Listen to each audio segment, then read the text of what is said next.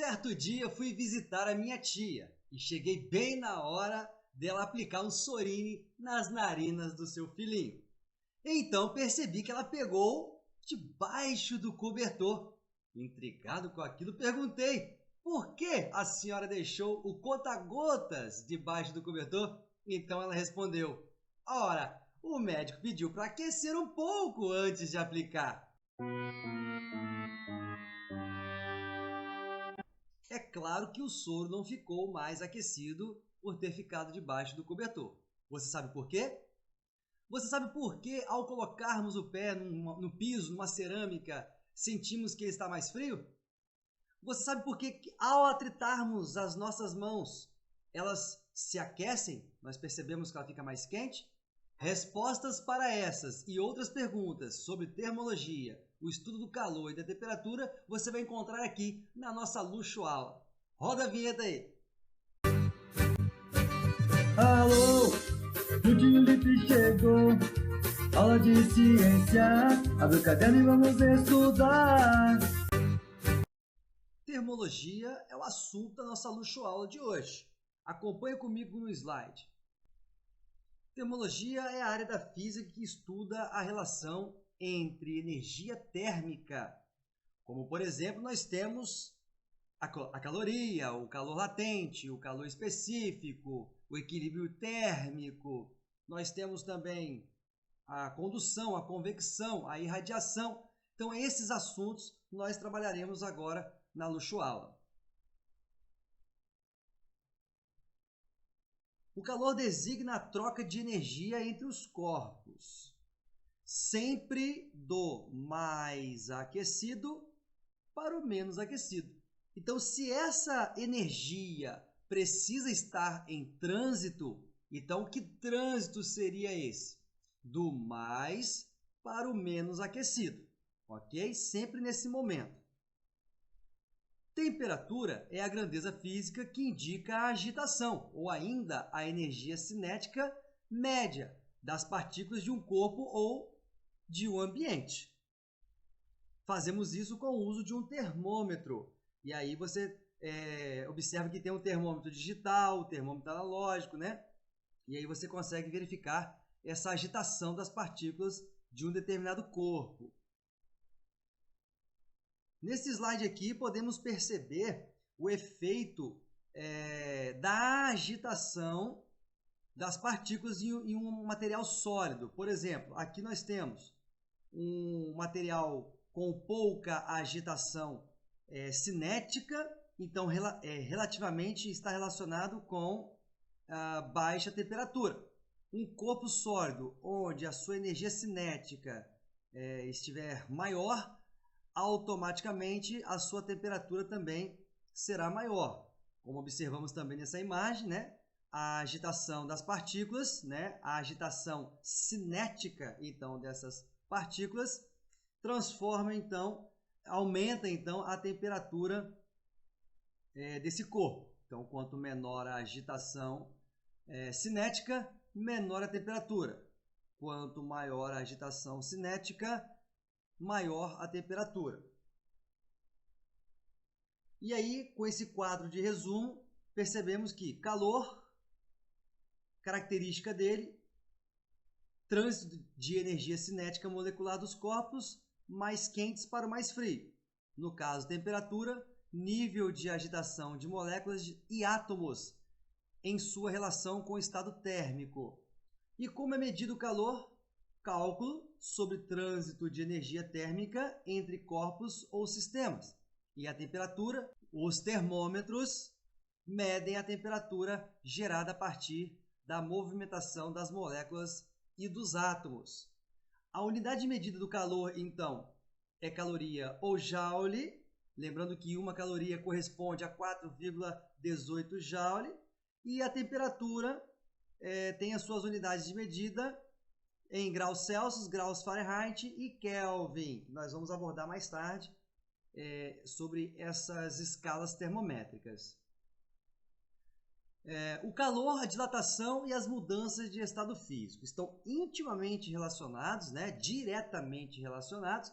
Como vocês podem perceber, quanto menor o grau de agitação cinética de um corpo, ele tende a ser sólido. Quanto maior a agitação, ele tende a ser líquido. E quanto maior ainda, como você pode observar nessa imagem aqui, ela tende a ser gasosa, né? E como que aconteceria? Por exemplo, no gelo, que tem o seu grau de agitação bem menor, o que acontece? Se ele receber calor, então o calor passaria do ambiente para o gelo, o que acontece? A sua energia cinética então aumenta, com isso a sua temperatura se eleva, então ele vai passar do sólido para o líquido.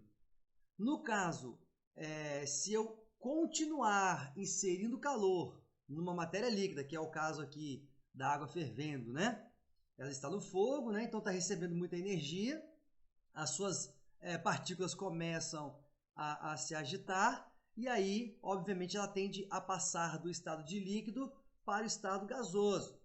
E se acontecer ao contrário, né? Por exemplo, no processo de condensação, que a matéria, né? No caso aí, a água que está no estado de vapor, ela começa a se condensar devido ao quê? Ela começa a perder energia para o ambiente, e aí a sua atividade cinética diminui, e aí então ele passa do estado de gasoso para o estado de líquido, né? Formação das nuvens aí, por exemplo. E se você continuar a retirar calor daquele corpo, né? Quando você coloca água no congelador, por exemplo, você tem o resultado do quê?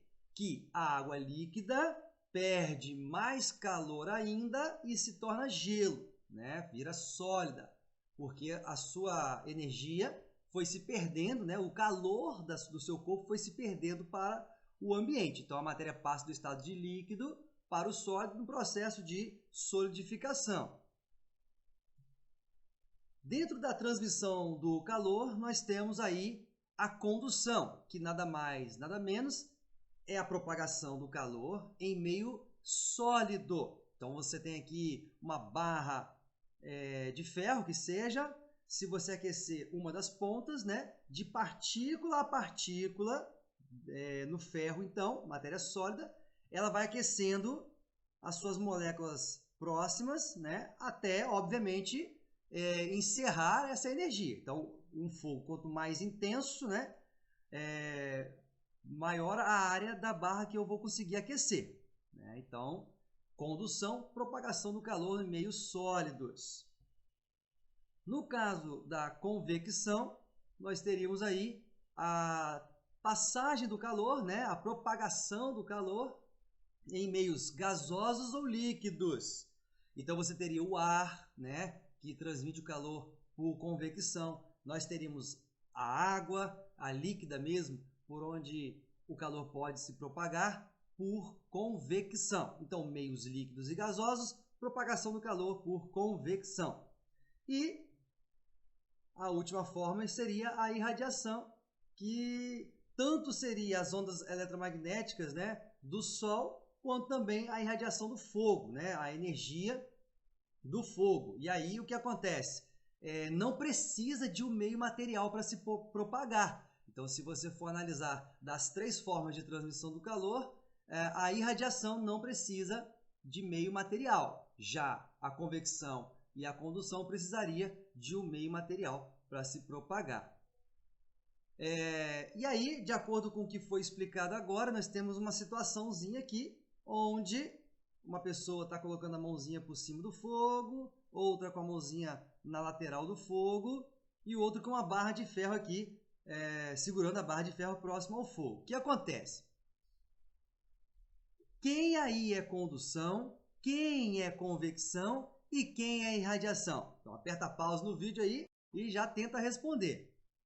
Acertou quem falou então que a mãozinha que está por cima é convecção, a mãozinha que está pelo lado é radiação ou irradiação, e segurando a barra de ferro aqui você teria a condução, né? Também poderia ser irradiação na parte de cima aqui, né? Então seriam as duas, né? Convecção e irradiação na parte de cima aqui. Mas sempre lembre que o ar, ao ser aquecido, ele sobe.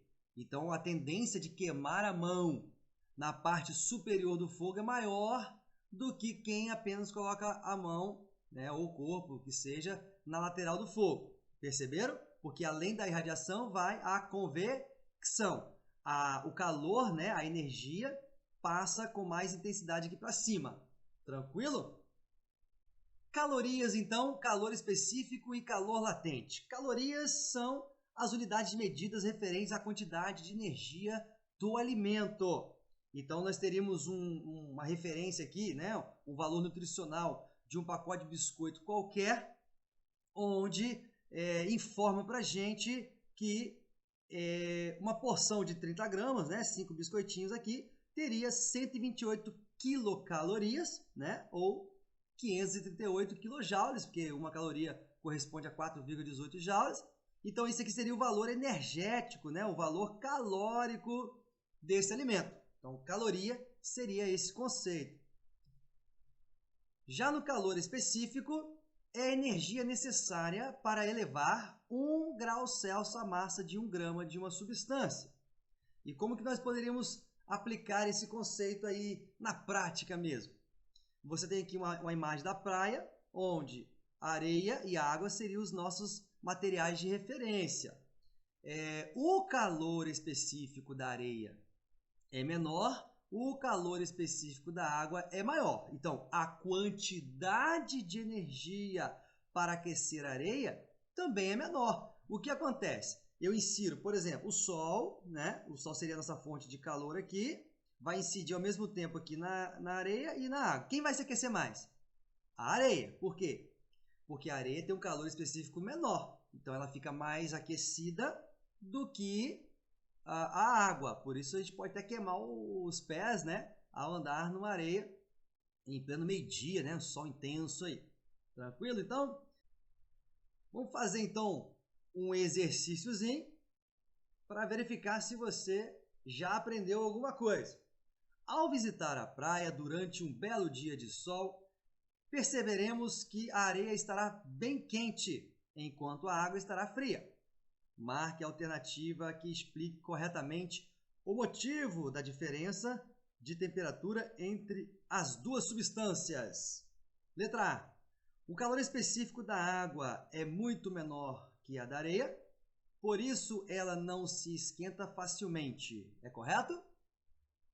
Letra B. O calor específico da areia é menor que a da água, por isso ela sofre variações de temperatura com maior facilidade.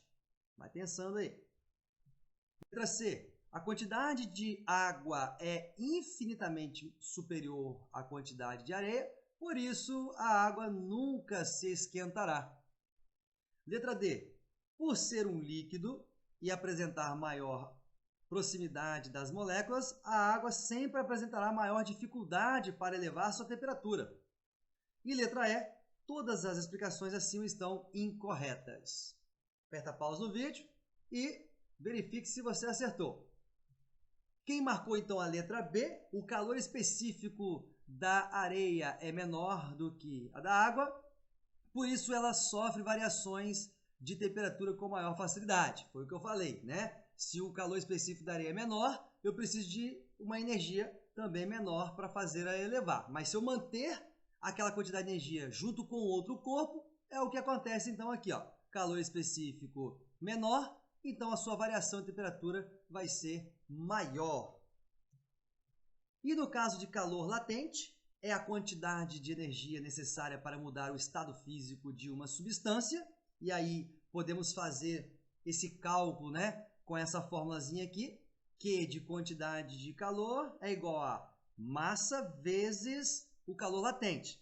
Ou eu posso simplesmente usar calor latente é igual a quantidade de calor dividido pela massa, tá bom? E aí, para entendermos melhor essa questão, faremos esse exercíciozinho aqui. Um corpo de massa 6 gramas, em estado sólido, é aquecido até o ponto de fusão. Sabendo que o calor latente do corpo é de 35 calorias por grama, determine a quantidade de calor recebida pelo corpo. Então, faça o cálculo aí, aperta pause no vídeo e vamos verificar como que ficou a resposta. Então a resposta seria essa aqui, ó. Coloca a fórmula, quantidade de calor é igual a massa versus a calor latente. Basta substituir os valores que o exercício me informou. 6 gramas é a massa, coloco no lugar do M aqui, ó. 6 vezes 35 calorias por grama, que é o calor latente, coloca aqui no lugar do L o valor 35. 6 vezes 35, 210 calorias seria a resposta, né? A quantidade de calor. E aí vamos falar um pouquinho sobre as escalas termométricas, a comparação entre elas. Quais são as escalas termométricas? Kelvin, que é científica, Celsius, usado mais em países latinos, nós aqui, por exemplo, e Fahrenheit apenas em alguns lugares dos Estados Unidos, tá bom? E aí o que acontece? O 0 graus Celsius seria a mesma coisa que 273 Kelvin e que 32 graus Fahrenheit. Ou seja, essas temperaturas se equivalem no ponto de fusão do gelo. Então preste atenção. Quando o gelo, então, chega ao seu ponto de fusão, que é começar a derreter, né? Passar do sólido para o líquido, ele atinge isso em 0 graus Celsius ou a 273 Kelvin ou a 32 graus Fahrenheit. Então, tudo isso aqui representa o gelo derretendo, né? A fusão dele. E a mesma coisa seria aqui para os 100 graus Celsius, né? Quando a água começa a ebulir, né? O ponto de ebulição, passagem do líquido para o gasoso, você tem de 100 graus Celsius, mesma coisa para 373 Kelvin e 212 graus Fahrenheit, bom? E o que seria 0 Kelvin, né? Chamado também de zero absoluto, né? Onde praticamente não há energia cinética ali mais, seria tornar a matéria imóvel mesmo ali na parte molecular. E aí, esse zero absoluto, sem energia cinética nenhuma, representaria 273 graus negativos, no caso Celsius, e menos 459 graus Fahrenheit, né? Então, um valor bem abaixo aí do zero, não é mesmo? Então, aqui nós temos um macetinho de conversão de temperatura, tá? Dá uma analisada aí e eu vou aplicar com vocês alguns exemplos aqui agora. Eu vou voltar aqui o slide e observe comigo. Vamos lá. Na variação de temperatura do Kelvin, você perceba que de 273 para 373, você tem uma variação de 100 partes, né? De 0 a 100, você tem 100 partes e de 32 a 212, você tem 180 partes, né? E aí o que acontece? Se eu subir um Kelvinzinho aqui, for para 274, obviamente representaria 1 grau Celsius, né? Então, se eu subo 1 Kelvin, sobe 1 grau Celsius. Só que dentro do Fahrenheit, sobe 1,8, né? Por causa dessa 180 partes que o Fahrenheit tem. E aí o que acontece? Se eu tiver aqui, por exemplo, 50 graus Celsius, por exemplo, 50 graus Celsius representaria quantos Kelvin, né? Então, 50 graus Celsius representaria quantos Kelvin? Basta eu somar 273 mais 50, né? Que aí eu acho a resposta que vai dar o valor de 323. Agora, o que seria 50 graus Celsius em Fahrenheit? Como que eu calculo isso? Eu pego, então, os 50 vezes 1,8 da variação do Fahrenheit e mais 32, né? E somo com 32, que vai dar 122 graus Fahrenheit, tá bom? Então, 50 vezes 1,8 mais o 32 vai dar, então, 122 graus Fahrenheit, tranquilo? Então, é mais ou menos assim que faz a conversão direta. Vamos fazer aqui agora um exercíciozinho para ver se você já aprendeu a transformar as temperaturas aí. Uma panela com água é aquecida de 25 graus Celsius para 80 graus Celsius. A variação de temperatura sofrida pela panela com água nas escalas Kelvin e Fahrenheit foi de quanto? Então veja bem, de 25 graus Celsius para 80 graus Celsius, essa variação de temperatura gira em torno de 55 graus Celsius, correto? Agora, se você transformar 25 graus Celsius para Kelvin, vai dar então 273 mais 25, você tem a resposta de 298 Kelvin. 80 graus Celsius para transformar para Kelvin, 80 mais 273, eu tenho 353 Kelvin. Ou seja, 353 menos 298 também vai dar 55 Kelvin de variação. Então, observe que a resposta já é a letra B, porque a única que tem 55 Kelvin, né? Agora, vamos fazer o Fahrenheit para ver se confere se é 99 mesmo. 25 graus Celsius para Fahrenheit, basta fazer o quê? 25 vezes 1,8 mais 32, que é a variação mínima de 32. Então, vai dar quanto? 77 graus Fahrenheit. Se eu pegar 80 graus Celsius vezes 1,8 mais 32, vai dar então 176 graus Fahrenheit. 176 menos 77, resposta 99 graus Fahrenheit. Então a letra B é a nossa resposta, ok? Então eu vou ficando por aqui, mas antes vamos responder as questões, né? Colocadas no início da Luxoaula. Vamos lá. A pergunta sobre por que o soro não se aqueceu debaixo do cobertor, resposta seria como? O cobertor é apenas um isolante. Como o sorinho não produz calor, não é uma fonte calórica, então ninguém vai se aquecer ali. Os corpos apenas vão ficar em equilíbrio, né? E a outra pergunta, colocar o pé no piso, numa cerâmica, sentimos mais frio por quê? Bom, se o calor passa do corpo mais aquecido para o menos aquecido, até atingir o equilíbrio térmico, o que acontece? O nosso corpo perde calor para o piso rapidamente. Então, se o piso é um bom condutor de calor aí, eu perco calor rapidamente. Óbvio que eu vou perceber, eu vou ter uma sensação térmica do piso estar mais frio, né? Com a temperatura menor do que o meu corpo, até mesmo porque nós somos endotérmicos, não é mesmo? E a outra pergunta, se atritarmos uma mão uma na outra, por que ela se aquece? Resposta seria o quê? Eu aumento então a atividade cinética, né? Toda vez que eu aumento a atividade cinética, é uma energia em movimento, isso transforma-se em energia térmica. Então, na verdade, ao atritar a mão, é a transformação dessa energia cinética, né, em energia térmica. Então, ela se aquece. Isso é bom fazer em dias frios, não é mesmo? Então tá, espero que vocês tenham gostado dessa Luxoaula sobre termologia. Não se esqueça de se inscrever, ativar o sininho, para que sempre que eu gravar uma nova aula, uma Luxoaula, você possa, em primeira mão, assistir, acompanhar na sua casa, em qualquer lugar. Ok, pessoal? Até a próxima. Tchau!